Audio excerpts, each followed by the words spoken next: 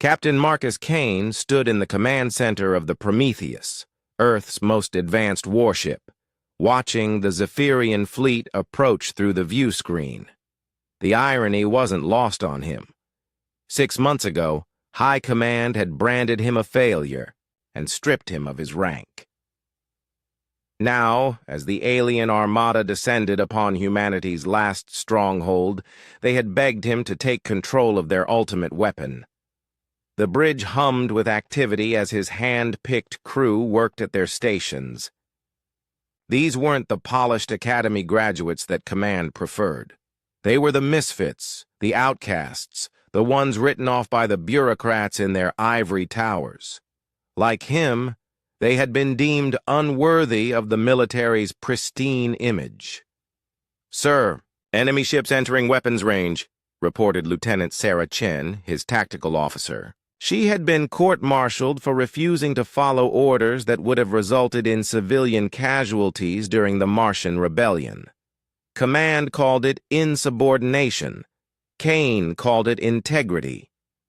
"Let them come closer," Kane replied, his voice steady despite the magnitude of what they faced.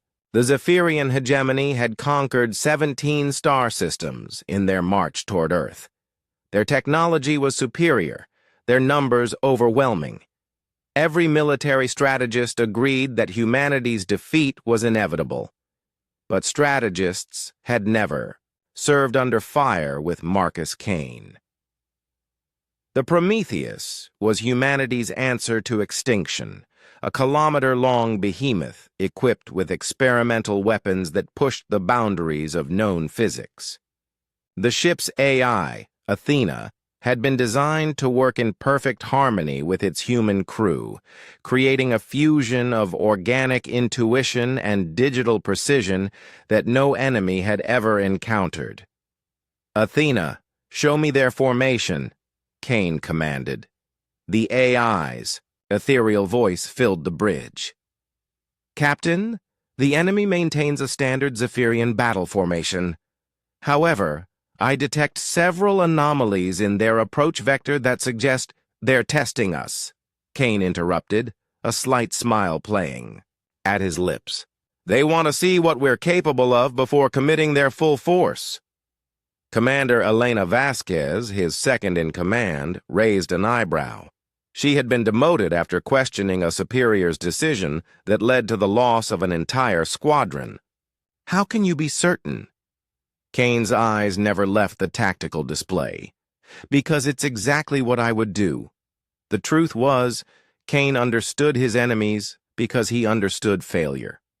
High Command had blamed him for the disaster at Proxima Station, where his unconventional tactics had supposedly resulted in unnecessary losses. They couldn't see past their rigid doctrine to understand that his reckless maneuvers had actually saved thousands of lives by ending the battle quickly.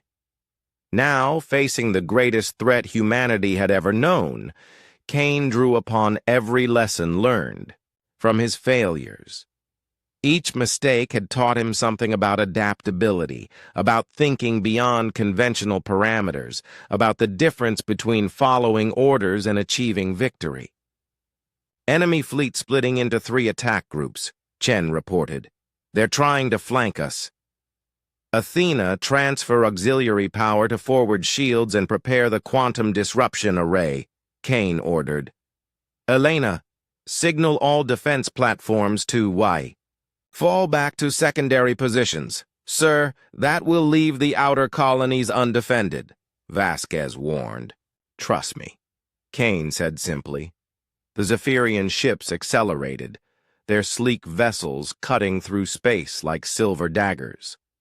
Their weapons, plasma cannons capable of melting through conventional armor, began charging with an ominous blue glow. "They're trying to hurt us," Kane muttered, watching the enemy's movements. "Athena, can you calculate their optimal firing solution?" "Calculation complete, Captain. Based on their current trajectory, they will achieve maximum effectiveness in 47 seconds. Kane's smile widened. "Then we have 46 seconds to surprise them." Chen Target their lead cruiser with the quantum array. Elena, prepare for emergency acceleration on my mark. The next few moments would determine humanity's fate. Kane felt the weight of billions of lives pressing down on him, but also something else, a clarity that came from embracing his true nature. He wasn't the perfect soldier Command wanted. He was something far more dangerous, a survivor who learned from every defeat. 30 seconds to enemy optimal range, Athena announced. Fire the array, Kane commanded. The Prometheus unleashed its most devastating weapon, a beam of pure quantum energy that didn't just destroy matter but unraveled it at the subatomic level. The lead Zephyrian cruiser simply ceased to exist, leaving behind only scattered particles and confusion in the enemy ranks. Now, Elena, full acceleration, attack pattern Delta 7. The massive warship surged forward with impossible grace, its engines painting space with brilliant fire. Instead of retreating as the Zephyrians expected, Kane drove straight into their formation, using their own tactics against them. Sir, their formation is collapsing, Chen shouted over the din of battle. They weren't prepared for a frontal assault. The engagement lasted only minutes, but it felt like hours. Kane's crew worked with mechanical precision, each officer anticipating his orders before he gave them. Athena's calculations merged seamlessly with human intuition, creating a symphony of destruction that carved through the enemy fleet.